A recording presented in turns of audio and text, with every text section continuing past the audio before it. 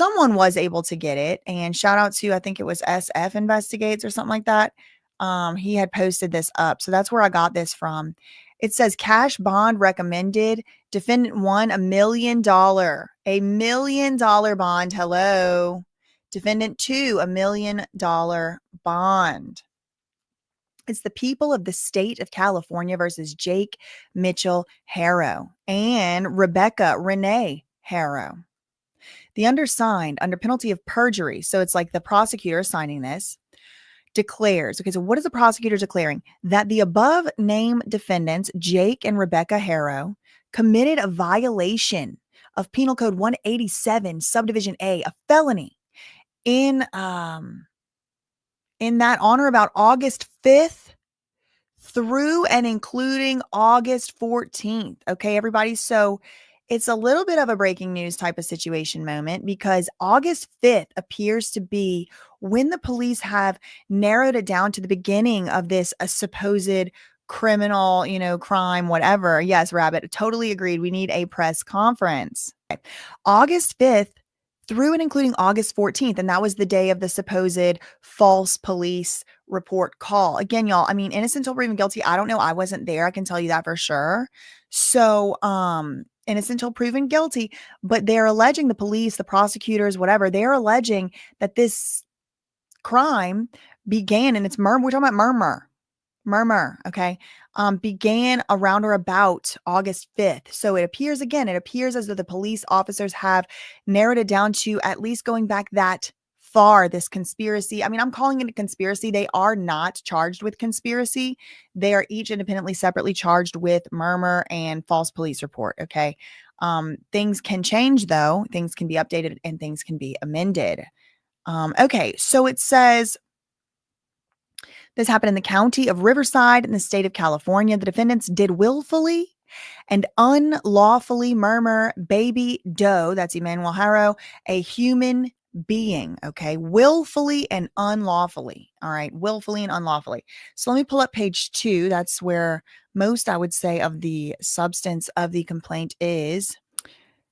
So count 2 states that the above named defendants, Jake Mitchell Haro and Rebecca Renee Haro, committed a violation of Penal Code Section 148.5 Subdivision A, a misdemeanor in that on or about August 14th in the county of Riverside, state of California. They willfully and unlawfully reported to a police officer, deputy sheriff, and member of the California Highway Patrol that a felony and misdemeanor had been committed, knowing that report to be false.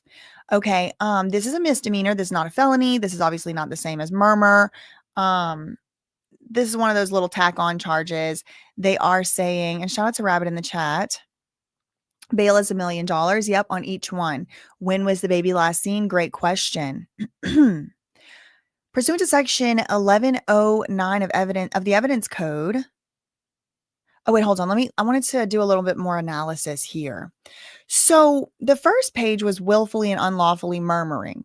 And we've spoken before on this channel, or I've spoken before to y'all or with y'all about the malice aforethought. They're charging them not with negligence, not with, oopsie daisy, lack of diligence, breach of duty of, no.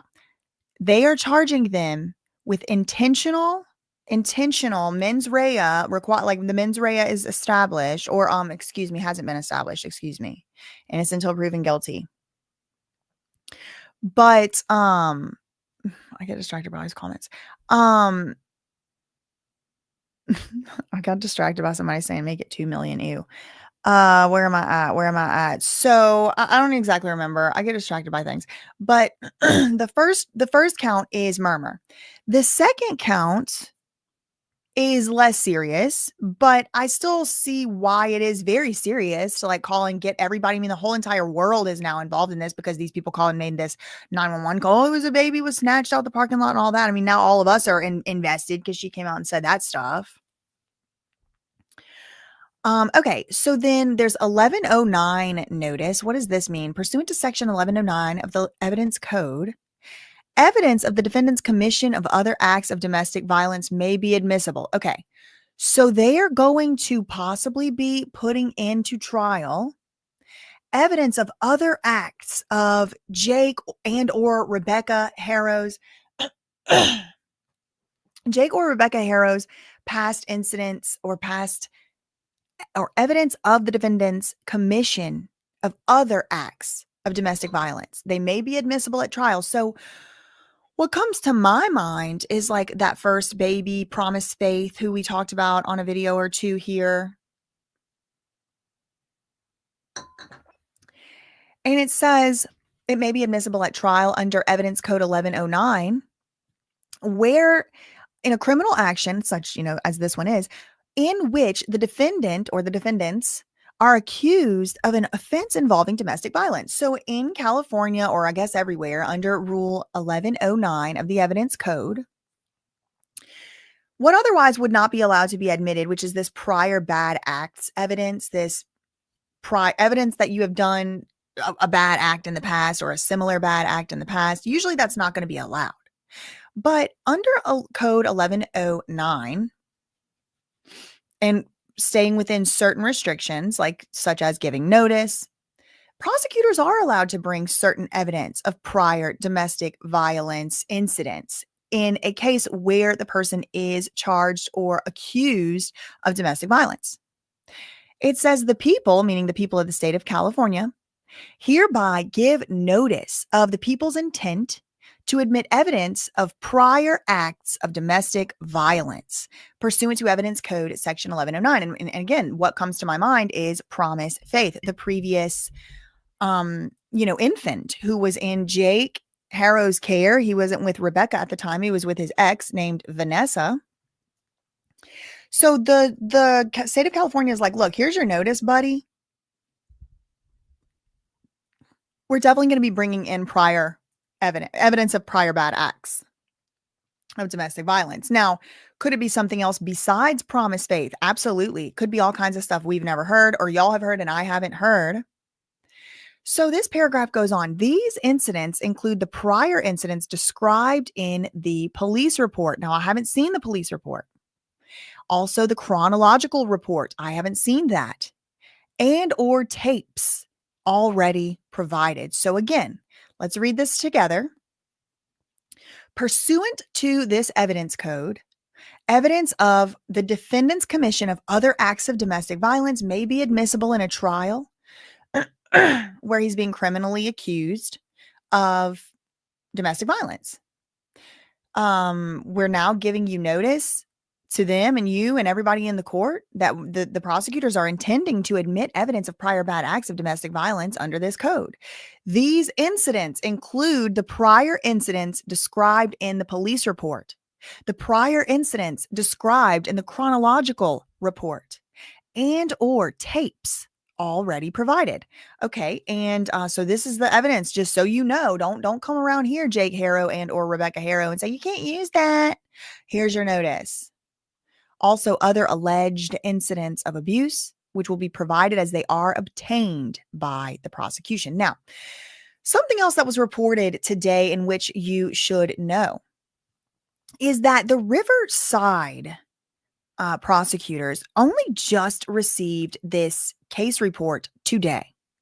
And so this is possibly why, originally this was supposedly set for like 8 or 8:30 this morning, but then it got moved to maybe 12 p.m. lunchtime or whatever, and then it got moved back again to 1:30. It could possibly be for that reason, that the prosecutors were just needed a moment to catch up on the file, because remember, again, they were working with another department that was the San Bernardino Sheriff's Department. And then, of course, they were also looping in the Highway Patrol, which I believe is like the state troopers, basically, I think.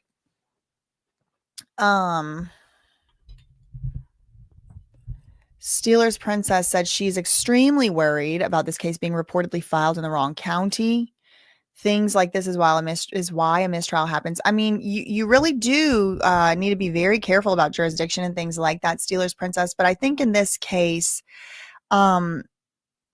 it's not like mistrial inappropriate or anything. I think it's just because of truly technicalities. They do not know where exactly on which side of the close together, little border between these two jurisdictions where the baby actually was, the crime was committed. So I hear you though. I like to see a fair trial. I like to see a very straightforward, basic trial. I don't like all this funny business with jurisdictional issues.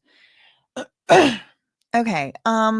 So then they move on to this okay. So let's wrap up this 1109 notice. So just to wrap that up, I think that possibly one of the reasons why the complaint here is very bare bones has to do with the fact that the Riverside Police Department, or excuse me, prosecutor, the district attorney in Riverside, just got the full case file today. And this is indicated. I base my opinion on this publicly available last sentence of the 1109 notice section in the complaint. This is page 2 of 3 of the complaint. The people of the state of California versus the Haro couple. It says these incidents of prior bad acts, these incidents of prior domestic abuse are described in the police report, the chronological report, and or the tapes already provided in this part right here, and other alleged incidents of abuse, which will be provided as they are obtained by the prosecution. So look, Your Honor, we don't have everything right now. We got enough to tell you we're going to be charging with the murmur, though, and a false police report. Okay, so then they go on to the next section. It's called Marcy's Law, but it's spelled kind of interesting, Marsy, Marcy. It says information contained in the reports being distributed as discovery in this case may contain confidential information protected by Marcy's Law and the amendments to the California Constitution, Article 1, Section 28. Any victims in any above referenced charges is entitled to be free from intimidation, harassment, and abuse. It may be unlawful for defendants, defense counsel, and any other person acting on behalf of the defendants to use any information contained in the reports to locate or harass any victims or the victim's family, or to disclose any information that is otherwise privileged. So I don't know. I don't have really any information or prior experience or knowledge about this Marcy's Law thing. So I really can't speak any further to an analysis on that. From what I understand, the only victim here is Emmanuel Haro.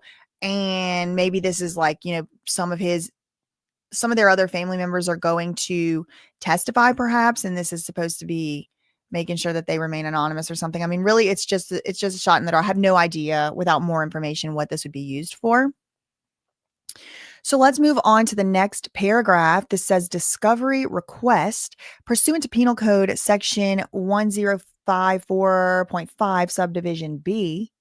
The people, that's the prosecutors, are hereby informally requesting that defense counsel, so the lawyer for Jake and Rebecca, and again, this could be two separate lawyers. This might not be the same lawyer, and I have reason to believe they don't share a lawyer because Jake Haro's lawyer, Vincent Hughes or whatever, has come out and specifically said many times he does not represent Rebecca. So I would think he may even be conflicted in representing them, because what if they start pointing the finger at each other? It wouldn't surprise me if at least Jake does that, because he's done it before in his previous relationship, in this previous incident of, child, whatever it was. Okay, so I declare the penalty of perjury upon information and belief under the laws of the state of California that the foregoing is true and correct. This was filed today in the Rebecca Haro case number, but they have the same case number, but they are like -1 and -2. Brandon G. Smith is the assistant district attorney on the case, but also Michael A. Hestron. So that's the complaint. That is the complaint. And again, it is very bare bones. Hello, everybody. Thanks for watching the channel. What you just saw was a clip from a longer video. If you want to watch the full video, you can do that right here, or I don't know, here. One of those spots. Also, do me a favor, make sure you didn't get unsubscribed. Sometimes that happens. Did you like the video? Love you, meaning. Okay, bye.